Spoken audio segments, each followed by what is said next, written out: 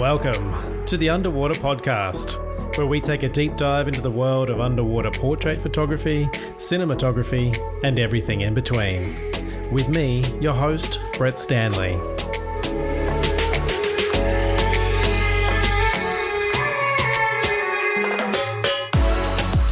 Welcome back to the Underwater Podcast.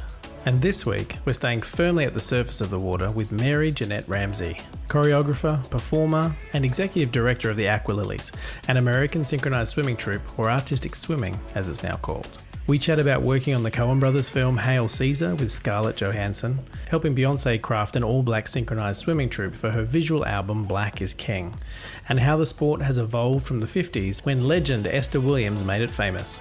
Alright, let's dive in, gracefully though, and point your toes.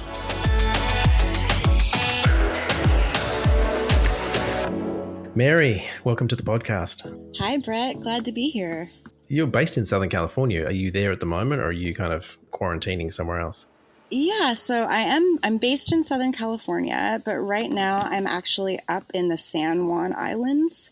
So right off of the coast of Seattle. We have a friend who has a house here, and we drove up to spend a few weeks just as a break from quarantine. So I'm currently surrounded by like a beautiful meadow and trees, and I can see the water in the distance, but that's kind of an anomaly for this time. This is only our fun getaway for the next couple of weeks. Right. That sounds pretty amazing, though, to be able to wake up and see all that around you. It is lovely up here. And it's interesting. We've been here before, but we had to drive up because of, COVID-19 and everything. So it was a little bit of a challenge to get here. But once you're here, it's all relaxation. So I'm loving it. That's beautiful. Is it somewhere you can swim?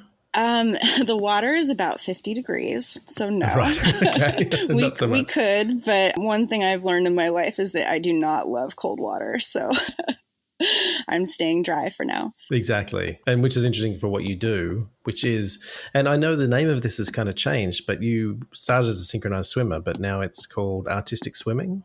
Yeah, so I grew up as a competitive synchronized swimmer, and forgive me if I continue to accidentally call it synchronized swimming because it was only recently changed to artistic swimming. FINA, the big governing board for synchronized swimming and all water sports, officially changed the name back in 2017.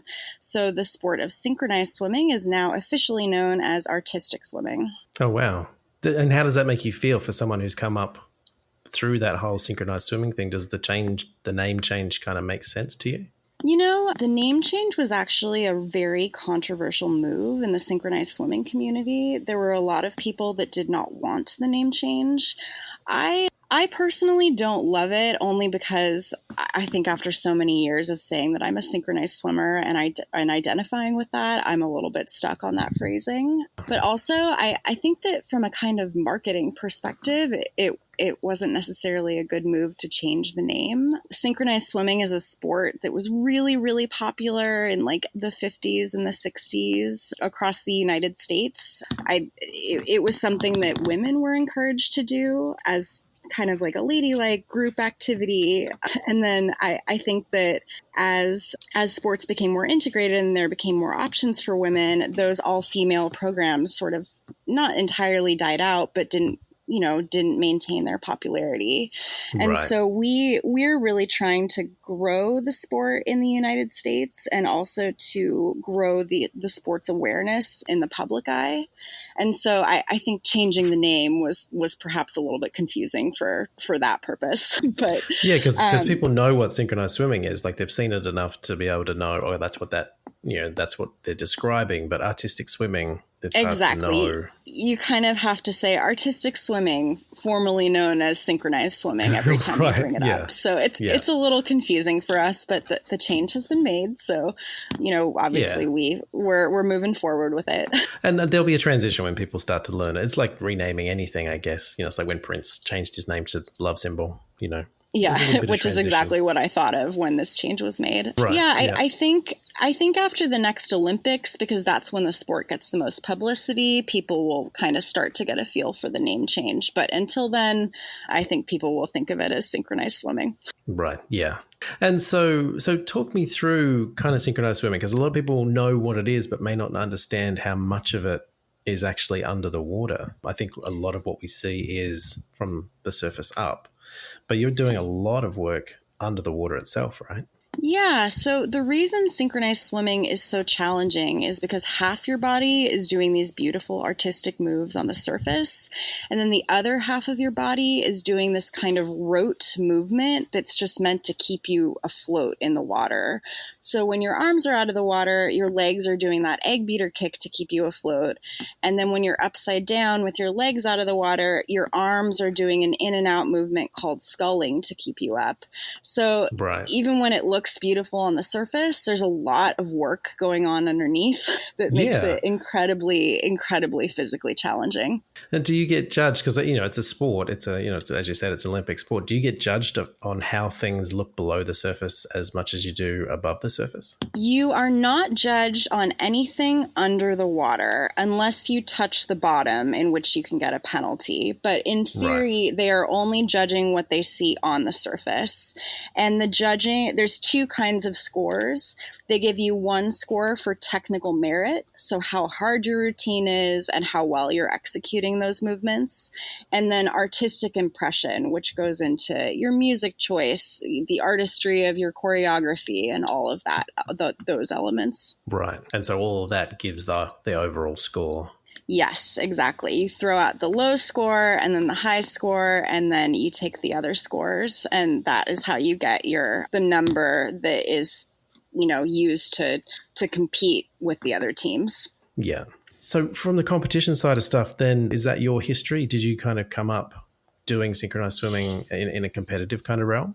Yes. So I grew up as a competitive synchronized swimmer. I started when I was 6 in the LA area and continued until I was about 18 when I went to college at William & Mary, which is in Virginia. I continued in the collegiate circuit for a few years. And then when I moved back to LA after college, I was really excited to keep synchronized swimming in my life. And that's how I ended up on the performance side. Right. But yeah, all throughout when I was young and high school and college, I was competing. Oh, nice. So what took you into that? Had you seen those movies from the 50s of like Esther Williams and stuff, or was it just something that the school was offering and you kind of jumped into it? Yeah, it's funny. I get asked that a lot. Esther Williams has really became an inspiration to me, but not until a little bit later in my life when I was already really embedded in the sport. The reason I started the sport is because I love to swim. I love to be outside. And when I was still now, but especially when I was young, being on a team was really exciting to me. Like, I like to work with a group of people to achieve goals. So I played soccer, I played softball, but synchronized swimming was always my absolute favorite. And I started because there were 3 girls who lived across the street from me. 2 of the older girls were my babysitters, and the youngest girl was my age. She was in my class at school, and they were all synchronized swimmers. And we used to sneak across the street to their neighbor's house and swim. And I just fell in love with it really early. And, as I got older, it became clear that this was the thing I wanted to focus on over anything else. Right. Well, did you have a dance background? Like, were you doing dance at all, or was it more athletic for you? Yeah, it was more athletic for me. I do not have a dance background besides the, obligatory one ballet class you take when you're about 6 years old. But yeah, I was attracted to the performance side, though. I liked that it involved smiling and sparkly swimsuits. And, I did like the physical athleticism of it, but the shiny part of it was the performing side. Like, I really just wanted to put on a show with my friends. Were you like that before? Like, did you do like shows and stuff for your family, or was it when you started synchro that you kind of started doing that? I think mostly when I started synchro. I mean, maybe a little bit. I think all kids have a little bit of that performative quality, but I wasn't an actor or into, the school plays or anything in particular like that. Synchronized swimming just kind of felt like its own thing to me. It was a lot like the other sports I did, those team sports, but it also had this glamorous quality. And I think that's what attracted me. Oh, that's amazing. With the synchronized swimming, do you find, it is very much a sort of above the water kind of sport, I guess. But are you doing training so that you can stay under longer to do those above the water movements with the whatever part of your body is sticking out of the water? Yeah, I mean, you're doing a lot of different types of training, but one of the things you're doing are underwater laps. So swimming as far as you can underwater, the length of the pool. And the more advanced you get, you'll start to do like 1.5 laps underwater, 2 laps underwater. Yeah. You're really working on breath control because you want that day of competition to feel easy and not that physically challenging. And it really takes expanding and warming up your lungs, both on a regular basis to hit that level and also like right before your competition to make sure your lungs are warm. So yeah, you'll see a lot of people swimming underwater as they prep for a competition.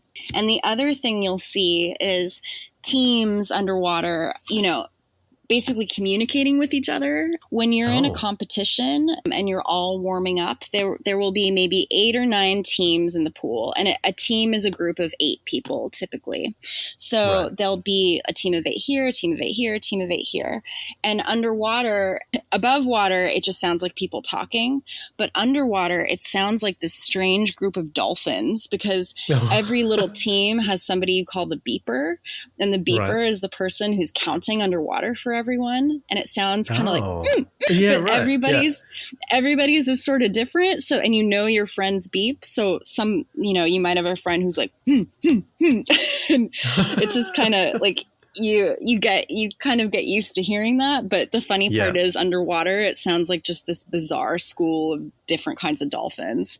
That's a funny little secret that people don't know about us. See, I had never even thought about that sort of thing. I just assumed that, to keep the rhythm and stuff and that you just knew your choreography so well that once you're under the water, you just had to go with it. But to see you guys. Oh, well, you're right about that. So when you're actually in the competition and the music is playing, you're using all of your breath and all of your energy. So you don't have anyone beeping like that. But when you're warming up, the way the warm up works is the pool is just open, everybody's in, no music is playing. So you have to practice without music, and that's how we do it. Oh, okay. So it's like one of you is the music or the beat. Exactly. While you're under there. That must be quite bizarre when you've got like several teams in the water at once and full beeping.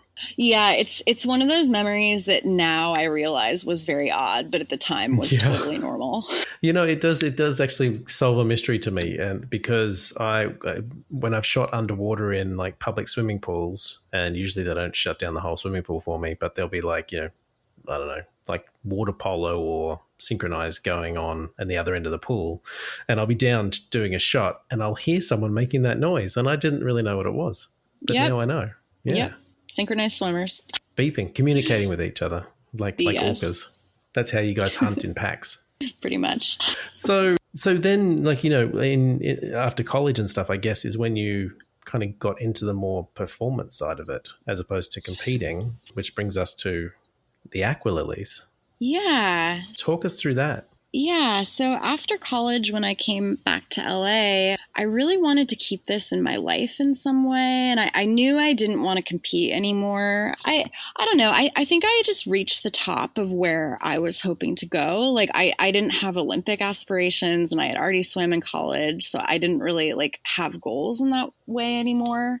But I still wanted to have synchronized swimming in my life. And I had actually had some experiences with performances because I grew up in Los Angeles. Even when I was young, like 12, 13, 14, we would do like one-off little celebrity weddings, or we did, a birthday party for Pauly Shore, just like random things. Yeah.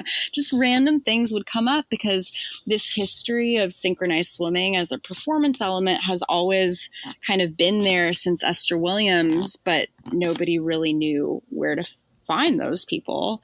Right. So I had always had a little bit of experience with performing, and it had always been my favorite part. Like even when I was 12 or 13, I was like, oh, if we could just do this all the time, this would be the best. These pools are warm, like everybody's clapping, everyone thinks everything we do is amazing. Like, so it'd be feeding great. Off that energy. Yeah. Yeah, exactly. So as I just gonna let this plane go over. Yeah. Yeah, so when I came back from college, I wanted to find some way to continue that. And I found Aqualilies, which had just been recently started by my business partner, Misha Kussman, my now business partner. At the time, I was just a performer. And I kind of just shot her an email and said, I really want to do this. I love performing. I miss this. And I jumped in pretty quick. I started with a news feature we did for KTLA, like a morning news show, which was super exciting because that was kind of my debut moment with Aqualilies, and I got to see it on TV. So that was a kind of glamorous, exciting moment for me when I was starting. And then my second show was a performance at the 2011 Turner Classic Movies Film Festival. And that particular event was in honor of Esther Williams. And she was still alive at the time, and she was the VIP guest. So we got to do a performance for Esther Williams, which was just kind of the highlight of anything any synchronized swimmer could hope for. Man, that's amazing. That's like being able to play for your idol. That's incredible. Exactly. It was amazing. And the part that was so cool is that she actually came early and watched our whole rehearsal. She sat poolside for the entire thing, and just like, you could tell that she was really vibing this and like remembering it and feeling it and wanting to be around it. And it was special to have her poolside with us. And of course, like, you're rehearsing, so that's when you're getting all the kinks out. But when Esther Williams is watching, it's not a rehearsal. So you'd better get those kinks out pretty fast. Yeah, that's right. So how old would she have been around then? She would have been 99 this year. Whoa. Yeah. And how many years ago was that? Not to date 11, you. 12, 13, 14, 15, 16, 17, 18, 19, 20. And that was 9 years ago. So she was 90. Yeah. Wow. That's pretty amazing. I mean, Esther Williams, I hadn't heard of Esther Williams until maybe 3 or 4 years ago when someone sent me a video of this woman in the 50s basically doing a ballet dance underwater with some poles. And I shoot a lot of underwater pole dancers. So people thought, oh, this is really interesting, Brett. Here's someone who did pole dancing back in the 50s. And I watched this video and I was blown away because she was so comfortable and so like in her element doing this ballet routine under the water with these two poles that I had to know more about her. And then I realized who she was and that she was the godmother of on-screen synchronized swimming. Yeah, and she would have been an Olympic athlete. She qualified for the 1934 Olympics, but that was the year that we boycotted them in Germany, so she wasn't able to go. So yeah, she is truly an Olympic level athlete and really, really amazing in what she does. Yeah, I mean, just before I spoke to you, I had done a bit of a Google search and I found some YouTube video of her and I think the movie's called $1 Million Mermaid. One of her classics.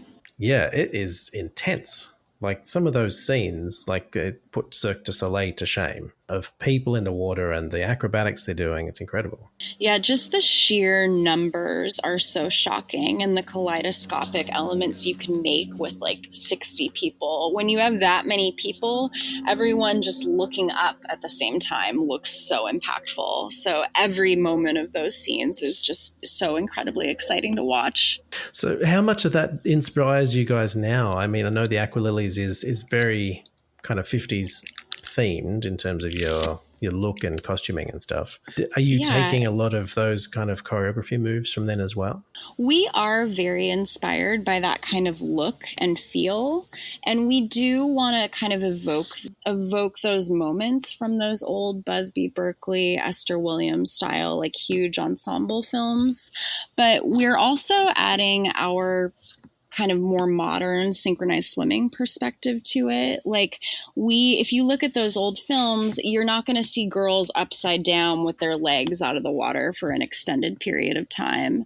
And the reason for that is because that's a skill that really developed from what Esther Williams did in the years after. Okay. People who were really inspired by her basically said, okay, we want to formalize and start the sport of synchronized swimming. And we, over the last 20 or 30 years in synchronized swimming, we've learned a lot of sort of technical achievements on how to maintain your body out of the water in a for longer periods of time, how to thrust your body out of the water higher, and how to throw people out of the water and have them do these big acrobatic stunts in the air. So we were inspired by the styling and sort of the glamour of those old films, but we're also adding some of those more modern elements too, because we find that the audience really loves to see people flying out of the water and that kind of stuff. Yeah. The more energetic it is, I think the more entertaining it is too.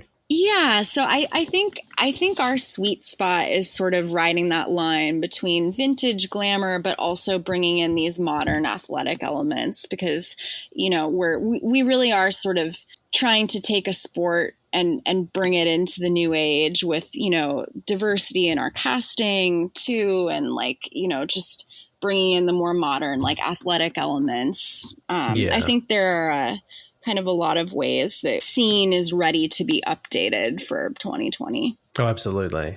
And I think just recently, the last couple of days, you've had a project come out, which is Beyonce's Black is King project. And I think, is it a short film? It's a feature-length film on Disney+.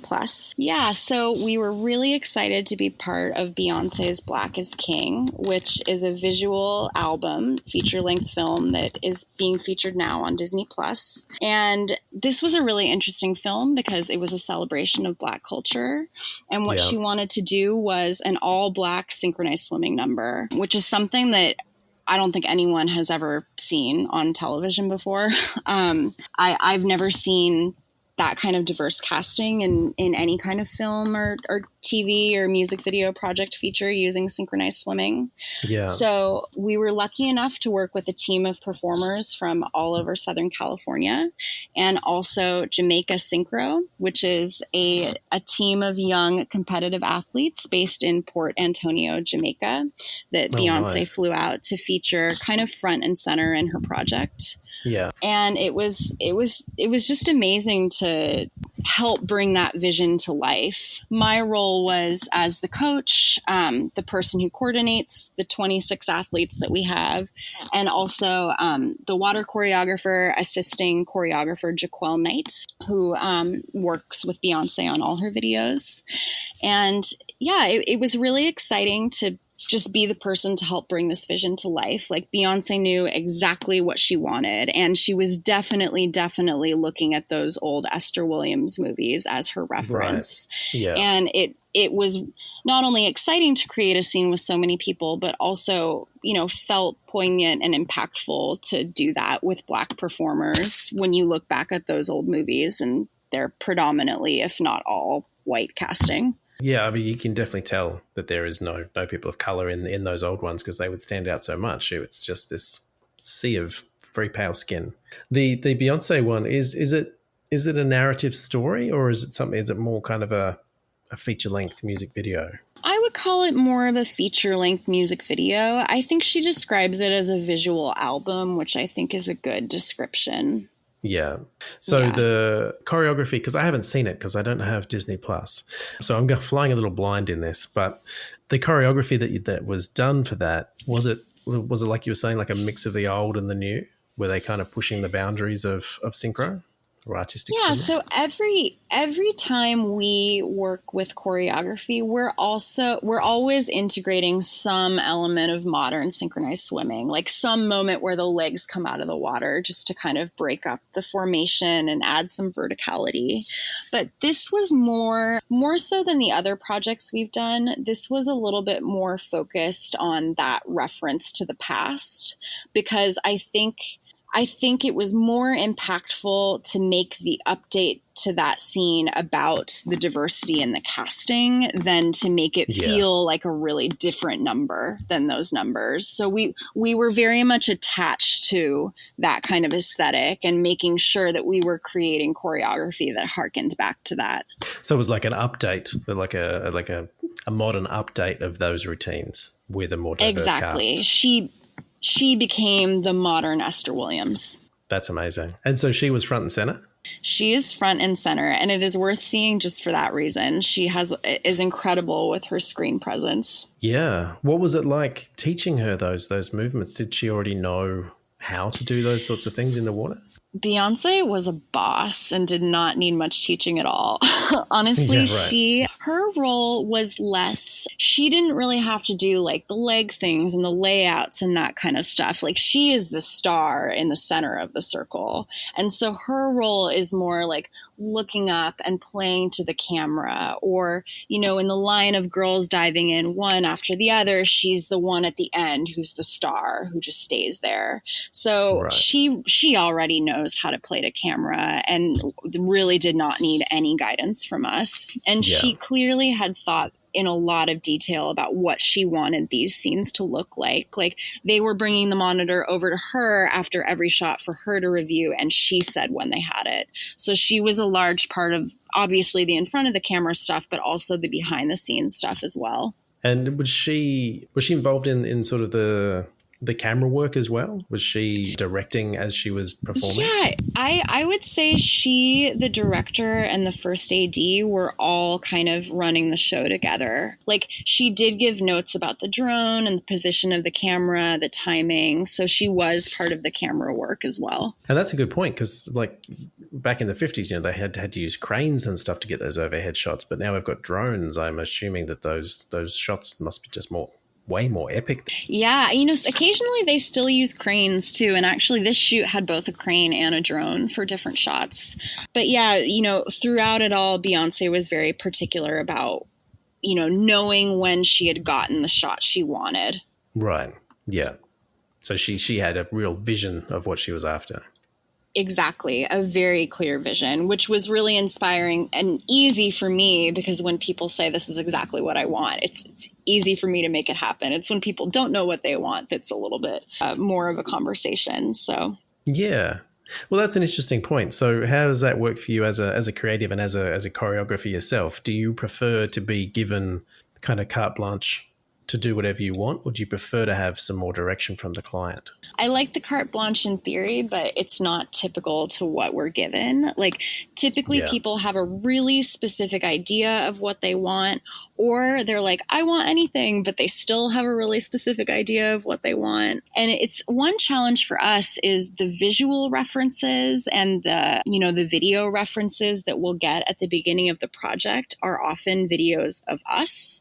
Like people have gotten really attached to something they've seen that we've already done. And it's, I think, you know, for producers and advertisers, it's a little bit harder to trust someone to make something that's different, that's going to work and be beautiful for them.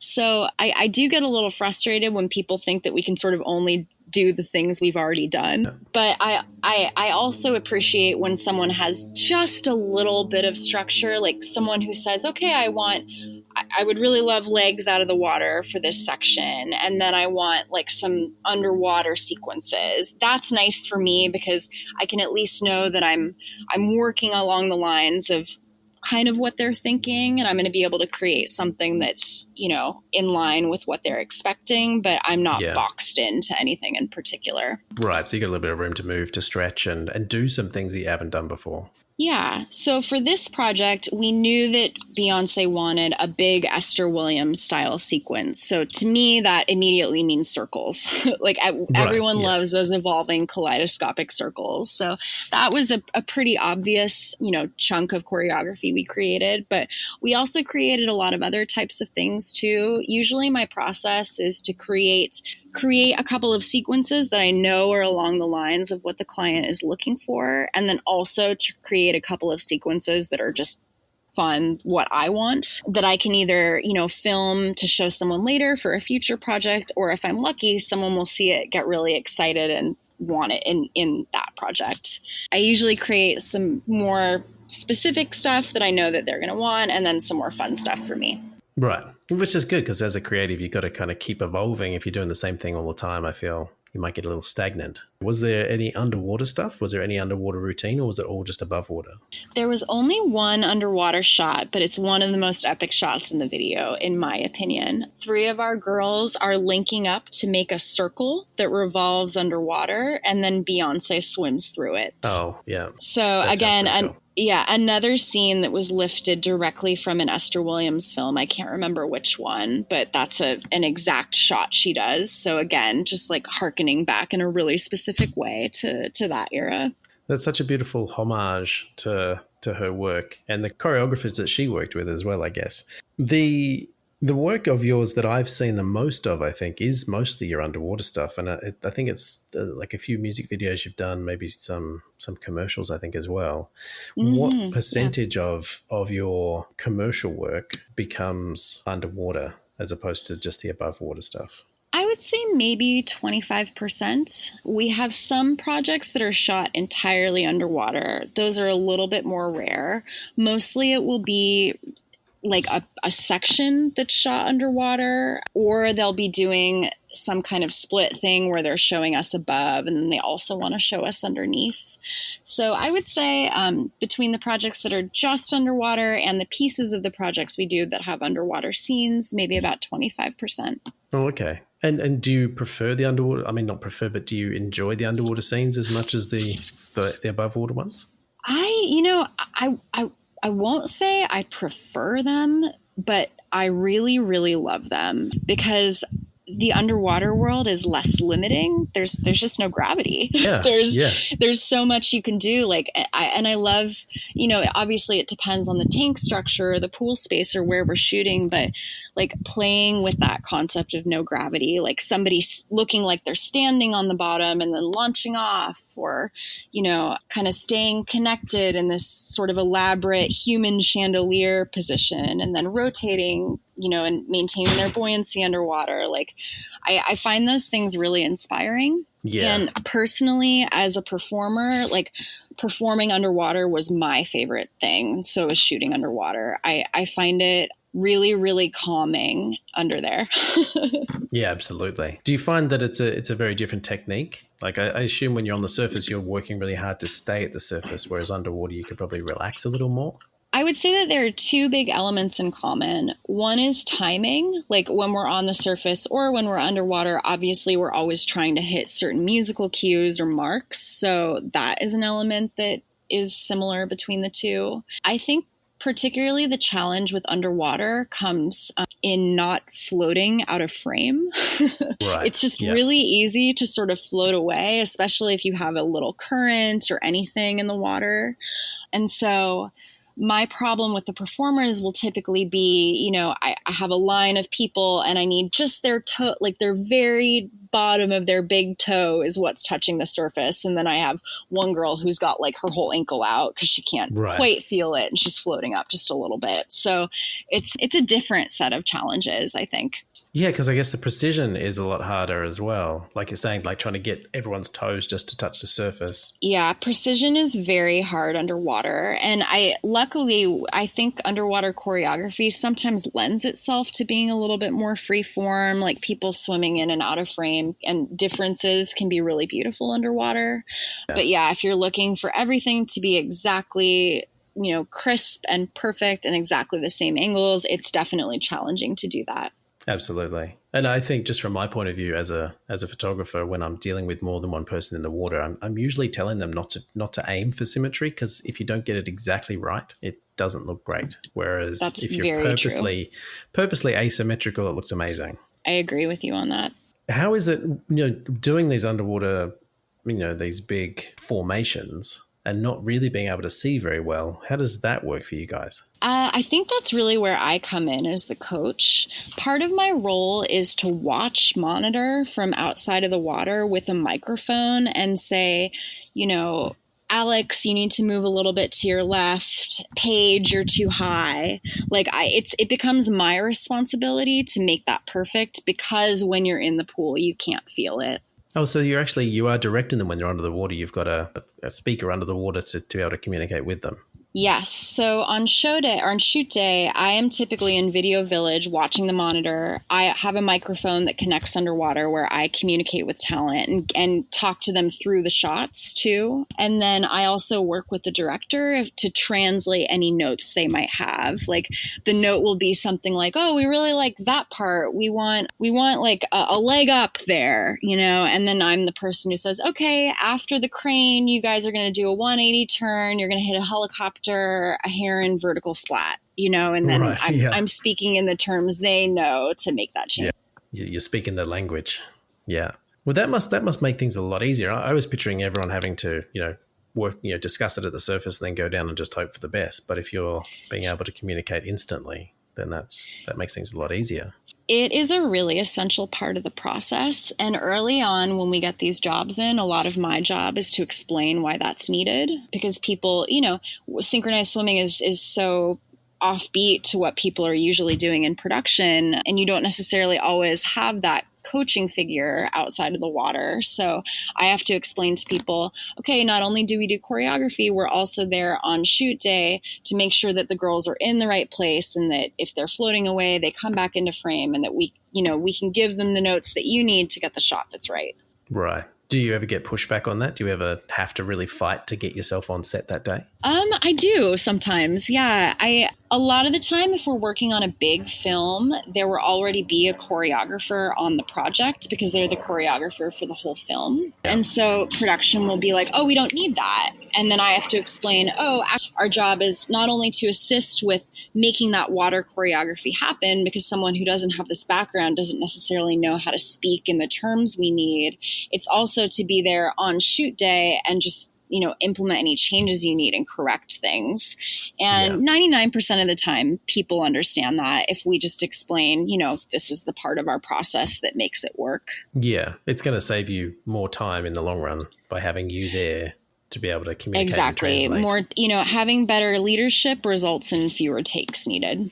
Yeah, that's like magic words to producers, I think. Exactly. That's money. So that's usually what gets me past it. So what other projects have you done in terms of big budget stuff? Like the Beyonce feature was recently. Have you been featured in other movies as well? Yeah. I mean, the biggest project we've done is the Cohen Brothers' Hail Caesar, which was not only the biggest in terms of it's the Cohen Brothers, how exciting, but also the biggest just in terms of number of people. We had 32 performers in the water for that film, and it was a big Esther Williams style water ballet sequence with Scarlett Johansson as the Esther Williams character.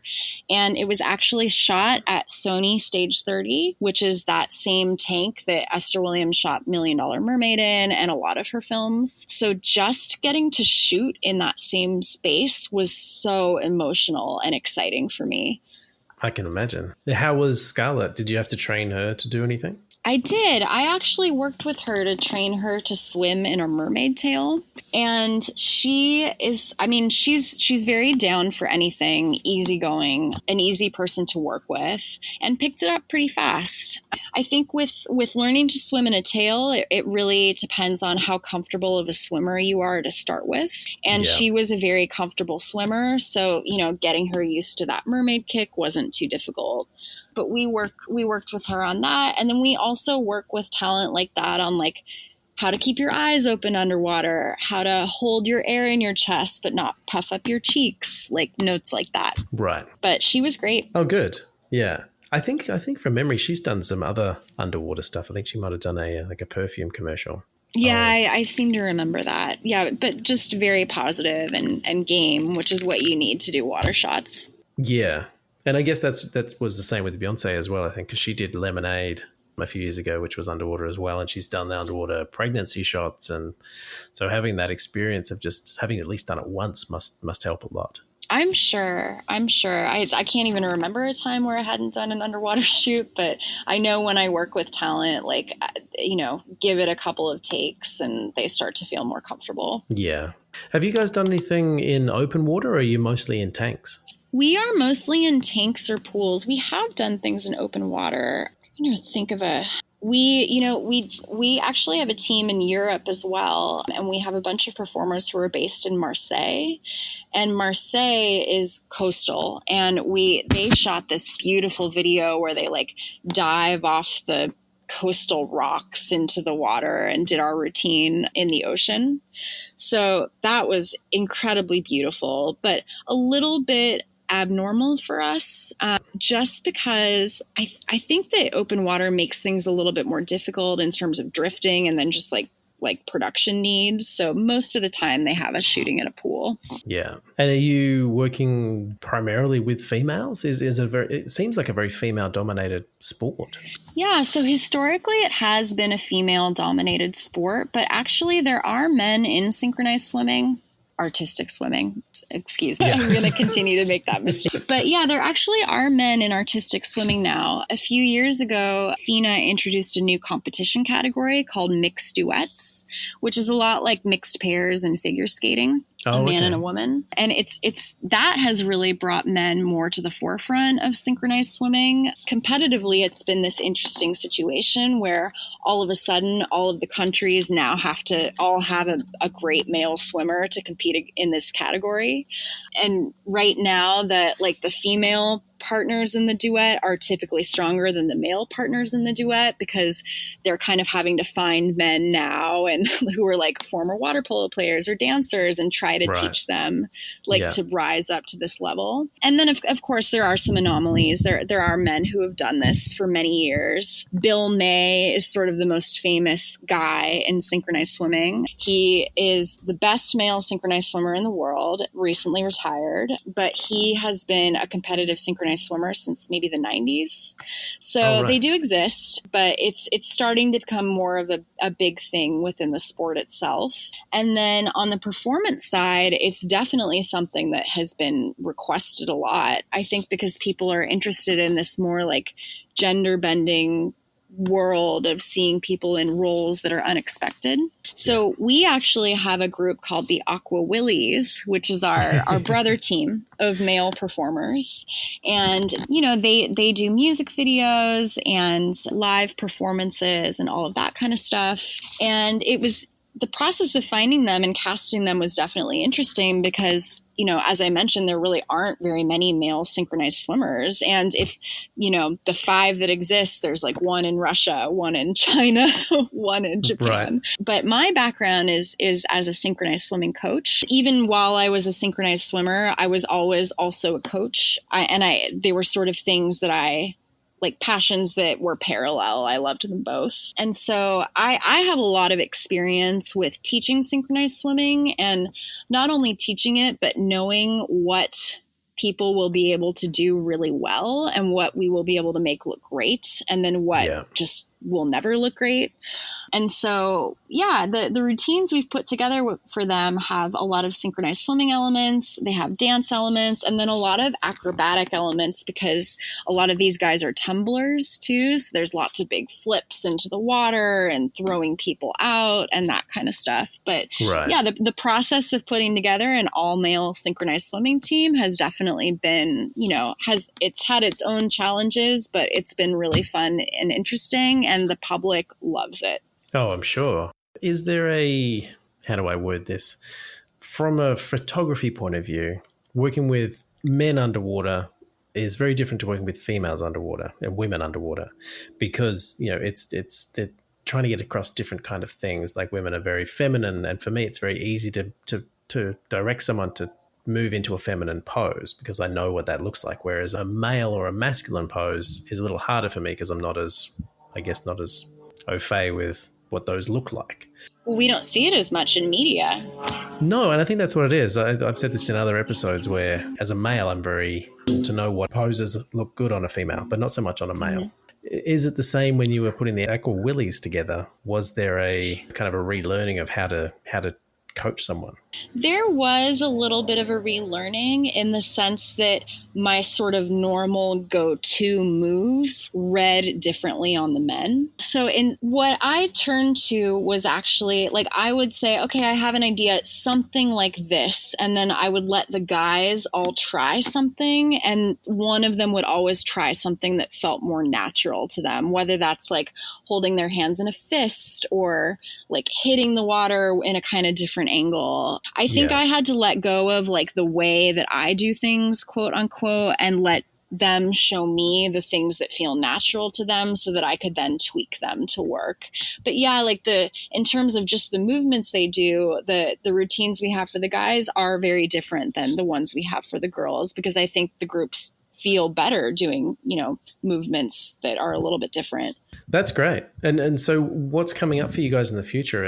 I mean, I'm assuming COVID has kind of put a bit of a dampener on a lot of these performances. Have you got plans to kind of pick things back up again once things open up?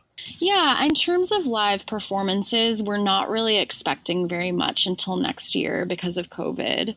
But, which is disappointing. Obviously, we're excited to be performing live. Like most of the time, we're doing maybe 5 to 8 live performances per month and then a shoot every couple of months. So, this is a big change for us. But I think it's a time to get creative, which is a little bit exciting. One thing that we're talking about is virtual shows. So on August 8th, which may be past by the time this releases, but every year on August 8th, we do a big show in honor of Esther Williams. August 8th is her birthday, so that's why we do it on that date every year.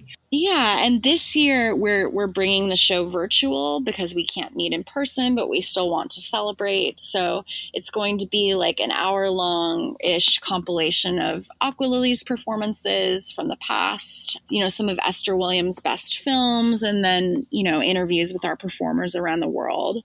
So that's something we're really excited about. And we're also just interested into moving into virtual shows in general. Like we've been doing a lot of research on, when we can have a shoot again, how can we shoot things to make the audience feel like they're there? Because we think that the type of entertainment experiences people want through their computer are like, people don't want to just go on YouTube and watch a normal video, right? Like they want to feel like they're experiencing something. So we're kind of exploring like, how can we take what we do and film it in this way that feels really exciting for people? And I think that, in the upcoming months is going to be our primary focus just because we can't be in person this year very much. Right. And what are your kind of thoughts on that? Are you thinking like virtual reality or like 360 cameras or? Yeah, I mean, we've done a little bit with VR and 360 cameras before, and I would love to explore those things in more detail. I think what we're thinking, just because of the logistics of like getting people headsets and all of that, our business in a normal year is primarily events. So we do a lot of weddings, corporate parties, that kind of stuff. And those things are still happening right now, just in different ways and looking for different kinds of content.